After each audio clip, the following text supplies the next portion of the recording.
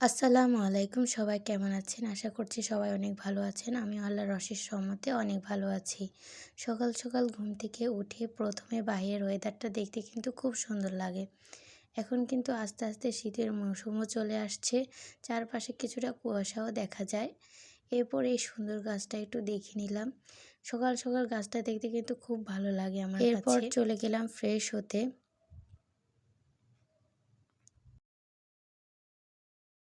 এই তো এসে দেখি আম্মু সকালের নাস্তাটা তৈরি করে নিচ্ছে। সকালের নাস্তাটা কিন্তু তৈরি হয়ে গেছে। আম্মু চাগুলো ঢেলে নিয়েছে।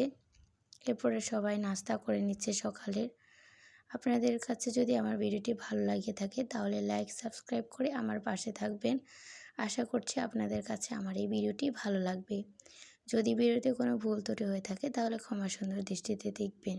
আজকে দুপুরে এরপর দুপুরের দিকে তাই এখানে রান্না মাছগুলো সেটাই আপনাদের সাথে শেয়ার মেখে নিয়েছি।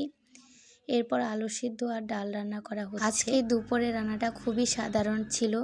এদিকে খইয়া মাছগুলোকে ভেজে নেওয়া হচ্ছে। খইয়া মাছ ভাজি খেতে কিন্তু খুব ভালো লাগে।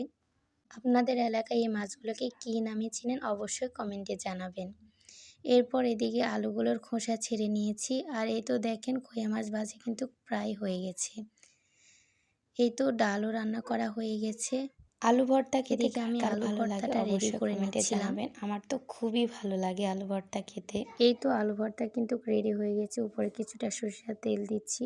দেখতে কিন্তু অনেকটা লোভনীয় লাগছে। এরপর আমি দুপুরের খাবার খেতে বসে পড়েছি। প্রথমেই নিয়ে নিয়েছি খইয়া মাছ ভাজি। শুকনা শুকনা খইয়া মাছ ভাজি দিয়ে খেতে কিন্তু খুব ভালো লাগে, তাই না?